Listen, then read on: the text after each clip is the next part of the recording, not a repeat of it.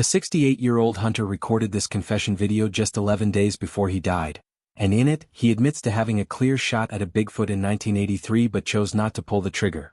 He spent 40 years calling people like us crazy to cover up what he saw, and now 3 other hunters from that same area have come forward with the exact same story after watching his deathbed admission. So the question everyone's asking is, if seasoned hunters who've spent their entire lives in those woods are finally breaking their silence, what else are they still not telling us? The video showed up on YouTube 2 weeks before Jack Morrison died. No fancy editing. No music. Just an old man sitting in a hospice bed with oxygen tubes running under his nose and a flannel shirt that hung loose on his shoulders. The thumbnail was simple. Gray-haired man. Tired eyes. Title said, What I Saw in 1983, My Deathbed Confession. Within 3 days it had 1 million views. By the time Jack passed away 11 days later, that number had jumped to 8 million. Comments flooded in by the thousands. People who never believed in Bigfoot were suddenly saying things like, I don't know what to think anymore, and, something about this feels different. Jack Morrison wasn't some random guy making claims from his couch. He was known. Really known.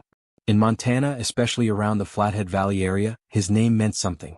For 43 years he hunted those mountains.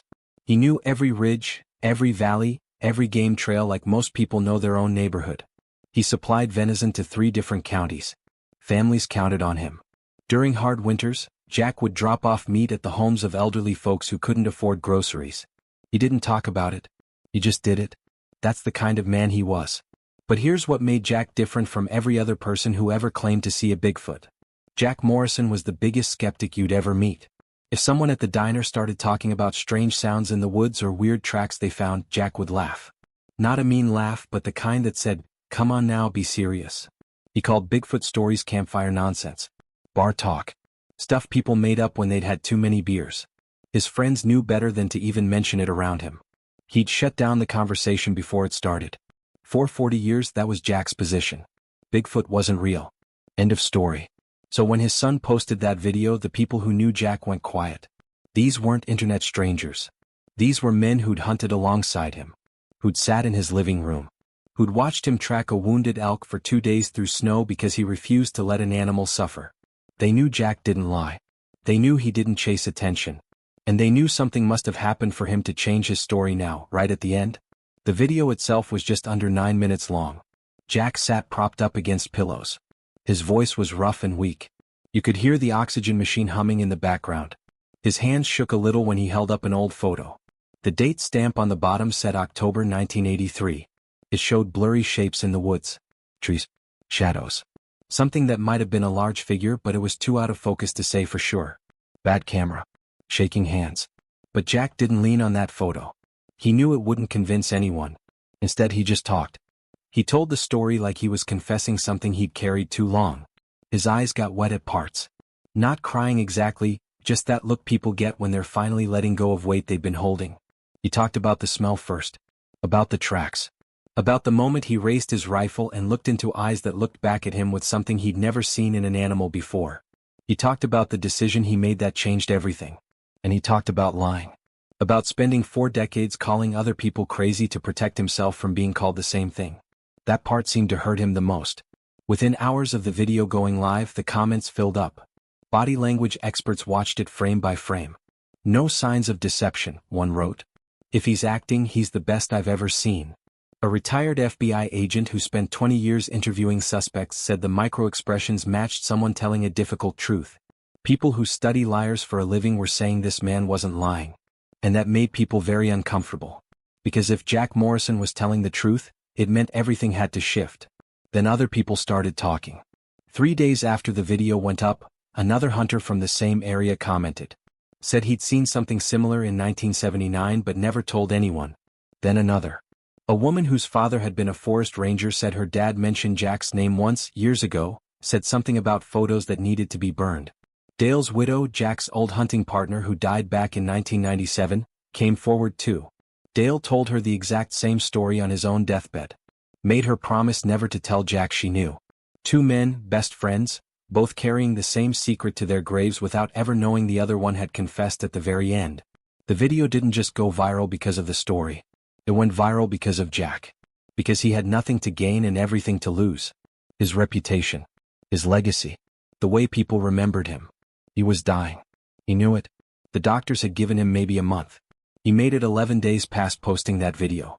And in those 11 days he didn't do interviews. Didn't sell his story. Didn't set up a GoFundMe. He just let the video sit there and died quietly in that same hospice room where he'd recorded it. That's what made people believe. A man with days left chose to spend them telling a truth that made him look foolish. That math didn't add up unless the story was real. In the video, Jack's voice got quieter when he started talking about October 1983. He looked down at his hands for a second, then back at the camera. Said it was the third morning of a 5-day elk hunt. He and Dale had driven 12 miles past the last Forest Service road, then hiked another 6 miles in. They set up camp in a little clearing near a stream. Good water. Good cover. The kind of spot you return to year after year because it just feels right. The plan was simple. Wake up before dawn. Split up to cover more ground. Meet back at camp by noon. They'd done it 100 times before. That morning was cold. Jack remembered the frost on his sleeping bag. The way his breath made clouds in the air. He boiled coffee on the camp stove while Dale packed his gear. They ate oatmeal that tasted like cardboard but filled their stomachs. Then they checked their rifles, said see you at lunch, and headed in opposite directions. Jack went north toward a ridge where he'd seen an elk sign the day before. Fresh droppings. Bark stripped from trees where bulls had rubbed their antlers. He felt good about it. Confidence. This was his element. He walked slow and quiet the way you do when you're hunting. Every few steps he'd stop and listen. The woods were full of small sounds. Birds. Squirrels. Wind moving through the pines. Around mid-morning he found tracks. Big ones. Way bigger than elk, but he figured it was a bull. Had to be. The tracks pressed deep into the soft ground near a creek. He followed them uphill through dense timber. The trees grew so close together in that section that sunlight barely touched the ground. Everything was shadows and moss and the smell of wet earth. That's when the other smell hit him. Jack said it stopped him cold. Made his stomach turn. Like a wet bear that had rolled in something dead. But stronger. Thicker. The kind of smell that gets in your nose and stays there. He'd been around animals his whole life. Gutted hundreds of deer and elk. Tracked wounded bears. This was different. This was wrong. But he kept going because he'd come this far and the tracks were fresh and he wanted to know what made them. The forest went quiet then. That's what Jack remembered most. 1 second there were birds calling. The next, nothing. Just his own breathing and the crunch of his boots on pine needles. He knew that feeling. Prey animals go silent when a predator is near. He stopped walking and brought his rifle up. His heart started beating faster. He scanned the trees ahead, looking for movement. That's when he felt it. The weight of eyes on him. Not imagination. Real. Every hunter knows that feeling. Something was watching. He turned around slow. 30 feet behind him, half hidden by a fallen spruce tree, it stood there. Jack's voice cracked a little in the video when he described it. Said he'd seen big animals before. Moose. Grizzlies. But this was different. It stood on 2 legs. Had to be 8 feet tall, maybe more. Covered in dark reddish-brown hair that was longer around the shoulders and head. The chest was massive. Arms hung down past where human arms would end. Hands with fingers. Long fingers. It wasn't moving. Just standing there. Looking at him. Jack said the worst part was the face. He could see it clearly even in the shadows. The brow was heavy. The nose is flat. The mouth is slightly open. But it was the eyes that got him. Dark eyes. Not reflecting light the way animal eyes do. Not blank like a deer's. These eyes were looking at him. Really looking. Seeing him the way another person sees you. There was thought behind them. Awareness. Maybe even fear. Jack said that's the moment his whole understanding of the world tilted. Because he knew right then, standing there with his finger on the trigger, that this wasn't just an animal. His training kicked in automatically. Rifle up. Sight on the chest. Steady breath. Clear shot. 30 feet was nothing. He could have dropped it easy. But his finger wouldn't move. Something in him said no. Wait. The creature didn't run. Didn't roar or charge. Instead it slowly raised both hands. Palms out. Fingers spread. The gesture was so clear it didn't need words. Surrender. Please don't. I'm not a threat. Jack said his hands were shaking so bad the rifle barrel wobbled. His mouth went dry. His mind was screaming at him that this couldn't be real. Then it made a sound. Not a growl. Not a scream. Something low and rumbling that came from deep in its chest. It lasted maybe 3 seconds. Rose and fell like speech. Like it was trying to say something. Jack couldn't make out words, but the tone was there. The rhythm. It sounded almost like a question. Almost like please. He stood frozen. The creature stood frozen. Time stretched out in that weird way it does when your brain is trying to process something impossible. Seconds felt like minutes. That's when Jack lowered his rifle. He didn't decide to do it. His arms just came down. The creature watched him do it. Kept its hands up for another moment. Then slowly, so slowly, it began to back away. Never turned around. Never broke eye contact. Just stepped backward one heavy step at a time. Branches cracked under its weight. Jack could hear its breathing. Deep and steady. When it was maybe 50 feet away, it finally turned and moved into the thicker trees. And then it was gone. Just like that. The forest stayed quiet for another full minute. Then the birds started calling again. Jack stood there shaking. He said he didn't know how long he stayed in that spot. Could have been 5 minutes. Could have been 20. His legs felt weak. He sat down on a log and just stared at the place where it had been standing. The tracks were still there in the mud. Real. Solid. Proof that he hadn't imagined it. Jack stumbled back to camp in a daze. His legs felt strange, like they belonged to someone else. He kept looking over his shoulder. The rifle hung loose in his hands. When he pushed through the last line of trees into the clearing, Dale was already there, sitting on a log by the fire, cleaning his own rifle. Dale looked up and his face changed immediately. He stood fast and walked over. "What happened?" he asked. "You look like you saw a ghost." Jack opened his mouth but nothing came out at first. His throat was tight. His hands were still shaking. Dale grabbed his shoulder. "Jack, talk to me. Are you hurt?" Jack shook his head. He sat down hard on the ground right there. Dale crouched next to him and waited. Finally, Jack told him everything. The tracks. The smell. The creature standing behind the fallen spruce. The way it raised its hands. The sound it made. How he had a clean shot and couldn't take it. The words came out fast and jumbled. He talked with his hands, trying to make Dale see it the way he'd seen it. Dale didn't interrupt. He just listened with his jaw tight and his eyes fixed on Jack's face. When Jack finished, Dale was quiet for a long time. The fire popped. A bird called somewhere in the distance. Then Dale said, "You're going to take this to your grave, or people will think you've lost it." Not mean. Not mocking. Just flat and serious. Like a doctor giving bad news. Jack started to argue but Dale cut him off. "I believe you. I do. But nobody else will. You tell this story and you're done. People will look at you differently. They'll stop trusting you. Your reputation will be gone." They sat there as the sun moved across the sky. Neither of them talked about hunting anymore. The elk they'd come for didn't matter now. Around 3 in the afternoon they packed up camp. Didn't discuss it. Just started pulling down the tent and stuffing gear into packs. They hiked out that same day 12 miles through rough country without stopping much. Got to the truck right before dark. The drive home was silent except for the sound of tires on gravel and the engine grinding through gears. Dale dropped Jack off at his house. Before Jack got out, Dale said, "I mean it. Don't tell anyone. Not your wife. Not your buddies. Nobody." Jack nodded. He watched Dale's taillights disappear down the road. Inside, his wife asked how the hunt went. Jack said they didn't get anything. Came home early. She asked if everything was okay. He said he was just tired. That night he lay in bed staring at the ceiling while she slept next to him. His mind kept replaying it. The eyes. The hands. The sound. He could still smell it if he thought hard enough. Around 2 in the morning he got up and sat in the kitchen with the lights off. He knew Dale was right. He knew what would happen if he talked. But keeping it inside felt like swallowing something sharp. 2 weeks later Jack went back. He didn't tell anyone. Took his truck as far as the Forest Service road would go, then hiked in alone with a camera. It was one of those cheap ones from the drugstore. Heavy. Loud when you push the button.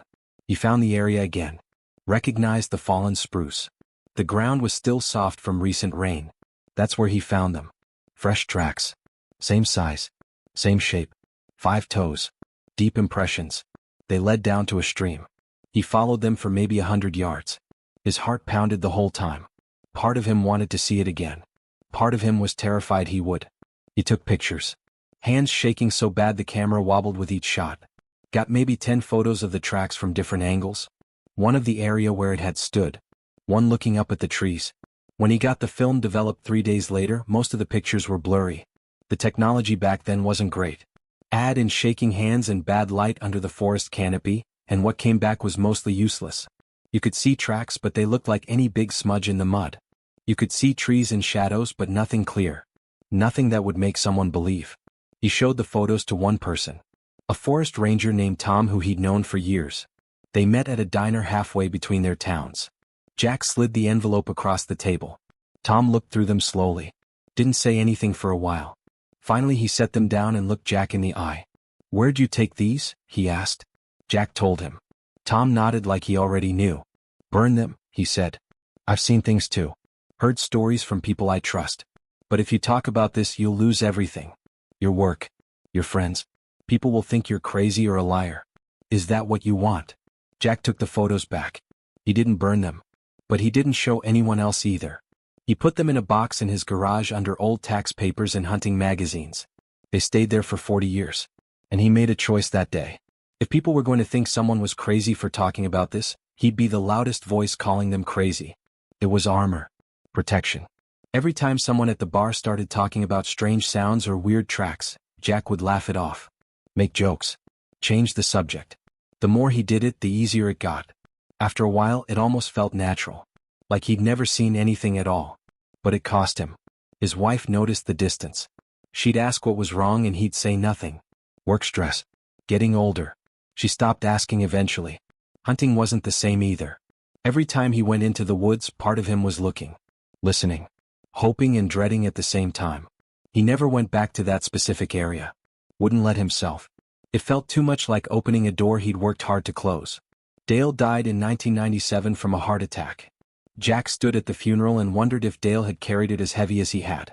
They never talked about it again after that first day. Not once in 14 years of friendship after the incident.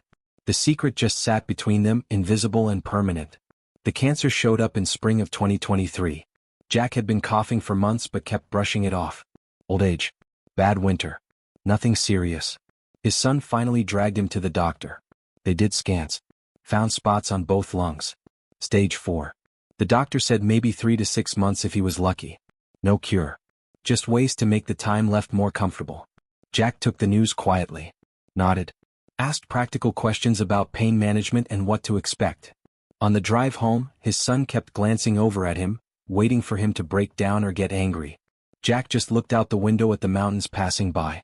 They moved him into hospice care by late summer. A small room with a bed that adjusted up and down, a TV he never watched, and a window that looked out at pine trees. His son visited every day. Brought magazines Jack didn't read and food Jack couldn't eat. They'd sit together in silence mostly. Sometimes they'd talk about old hunts. Places they'd been. Animals they'd tracked. Safe memories that didn't require much energy.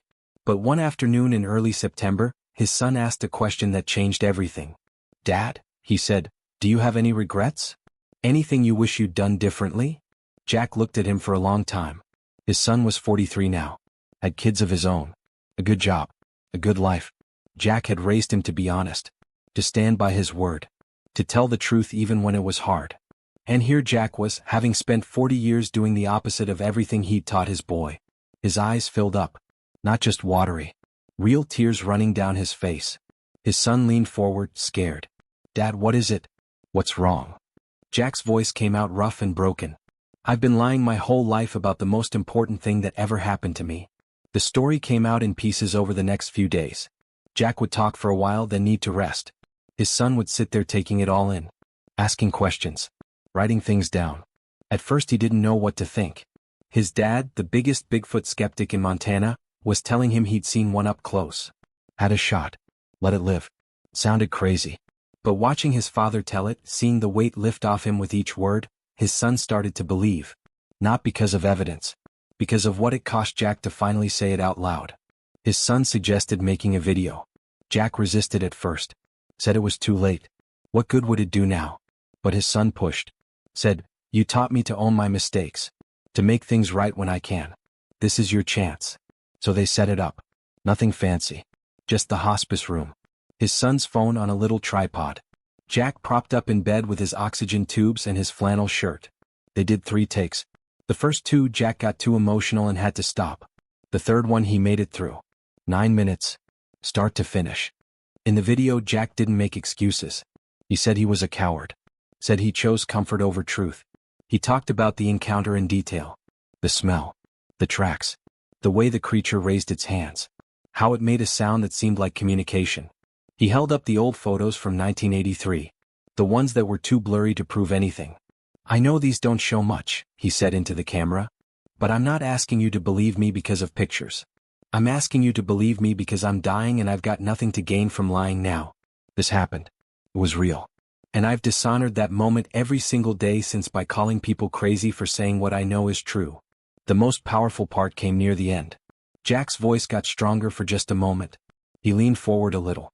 "That creature could have run," he said. "Could have attacked. It was bigger than me. Stronger than me. But it chose to communicate. It showed me it was a person, not just an animal. And what did I do with that? I spent 40 years protecting myself instead of protecting the truth about what's out there in those woods. If you're watching this and you've seen something too, I'm sorry I made it harder for you to speak up. I'm sorry I was part of the problem." His son posted the video on a Saturday morning. Jack watched the view count climb on the phone screen. 100. 500. 1,000. He fell asleep that afternoon and when he woke up it was at 50,000. By the next morning it had hit 500,000. Comments flooded in. Most were supportive. Some were skeptical but respectful. A few were mean, but his son deleted those before Jack could see them. What shocked them both was how many people said the same thing. "I believe him." Over and over. Thousands of people saying they believed a dying man they'd never met. Then the other stories started coming. A hunter from the Flathead Valley commented that he'd seen something similar in 1979 near the same area. Said he never told anyone because he didn't want to be laughed at. Another man said his grandfather, who'd been a logger in the 60s, talked about seeing a wild man in the woods but made the family promise never to repeat it outside the house. A woman reached out privately. Said her father had been a forest ranger and that he'd mentioned Jack's name once. Something about photos that needed to disappear. She didn't understand it at the time. Now it made sense. The biggest confirmation came from Dale's widow. She was in her 70s now. Lived 3 towns over. She sent Jack's son a message through the video's contact info. Said Dale had told her the exact same story on his own deathbed back in 1997. Made her swear never to tell Jack she knew. She'd kept that promise for 26 years. But watching Jack's confession, she felt released from it. Her message ended with, "Tell your father he wasn't alone in carrying this. Dale carried it too. And I'm sorry they both had to carry it in silence." Jack cried when his son read him that message. Not sad crying. Something else. Relief maybe. Or grief for all the years wasted. His son asked if he wanted to do interviews. News stations were calling. Documentary people. Podcasters. Jack said no. The video says what it needs to say. I don't have the energy for more. And I don't want money.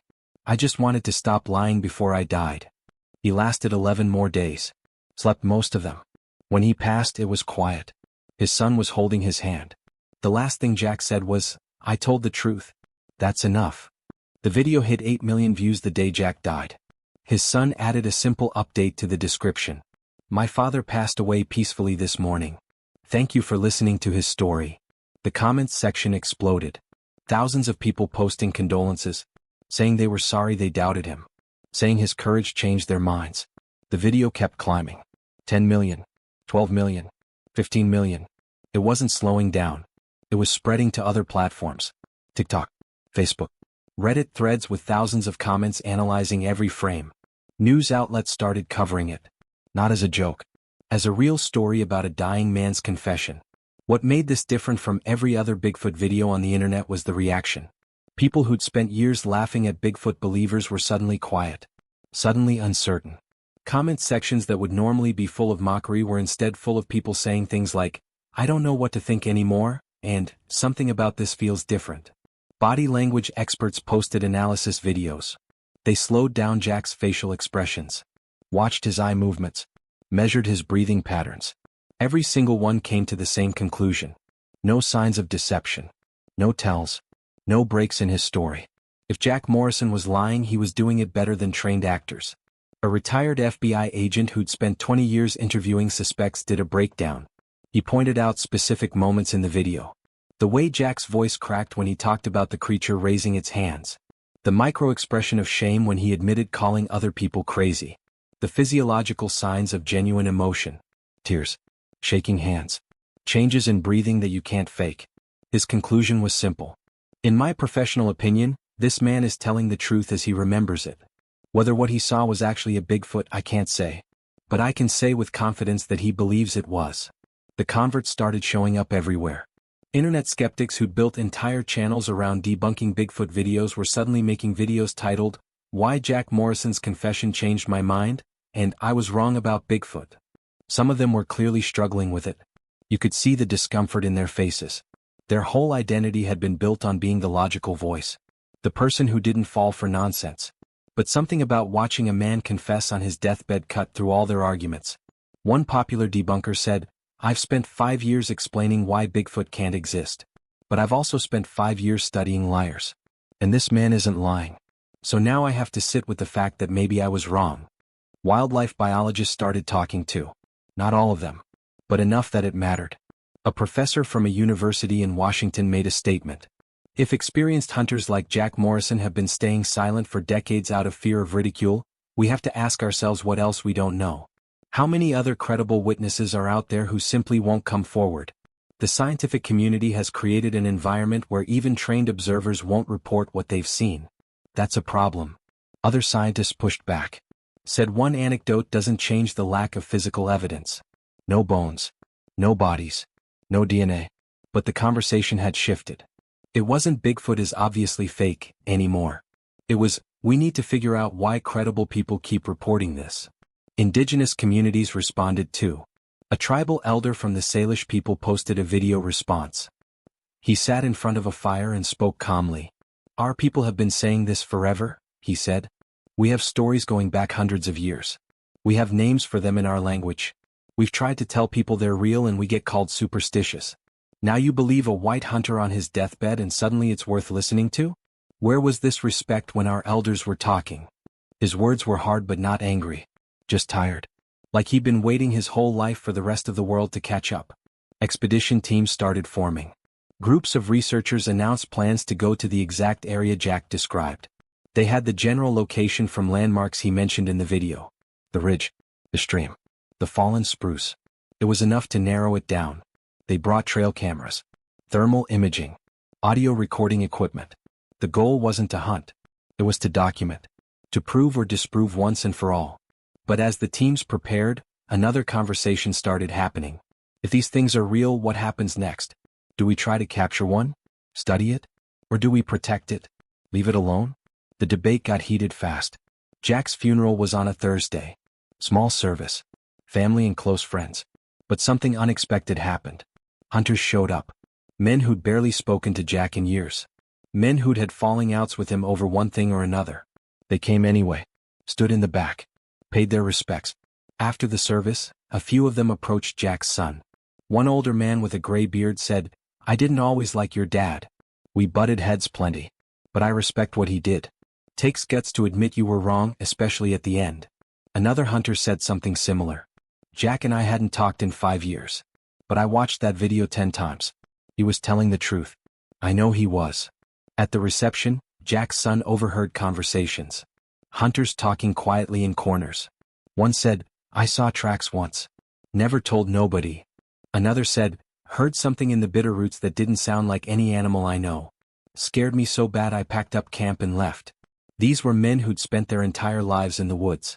Men who knew the difference between a bear and an elk by the sound of footsteps in leaves. And they were finally admitting they'd seen things. Heard things. Felt things they couldn't explain. Jack's confession had given them permission. The video kept climbing. 20 million views. Then 25. Documentary filmmakers reached out to Jack's son. Book publishers. Podcasters. Everyone wanted the full story. Wanted interviews. Wanted access to those old photos. Jack's son said no to most of it. He released the photos publicly so people could see them. Let researchers analyze them. But he didn't want to turn his father's death into a media circus. He did agree to one interview with a Nature magazine that had always treated the subject seriously. In it he said, "My dad didn't do this for fame. He did it because lying was killing him." And I think that's what people respond to. We're so used to people lying for attention. Here was someone telling a hard truth because staying silent hurt worse. The question that kept coming up in comment sections and forums and debate threads was always the same. If seasoned hunters who've spent their entire lives in those woods are finally breaking their silence, what else are they still not telling us? How many other people are out there carrying secrets? How many encounters have happened that nobody talks about because the cost of speaking up is too high? Jack's video didn't answer those questions. But it opened a door. And once that door was open, people started walking through it. More stories. More admissions. More people saying, "I thought I was the only one." And then there was the sound. The one detail most people glossed over at first. Jack mentioned it made a noise. A low rumbling sound that seemed like it was trying to communicate. In the video he didn't describe it in much detail. Just said it sounded like speech but not in any language he recognized. Some researchers went back through old audio recordings from the 70s and 80s. I found something called samurai chatter. Strange vocalizations recorded deep in forests. Speech-like but not human. When they compared the descriptions Jack gave to the patterns in those recordings, things lined up. The rhythm. The tone. The deep rumbling quality. Nobody could say for sure what it meant. But it was there. Consistent. And that raised a whole new question. If they can vocalize like that, are they trying to talk to us? And if so, what are they saying?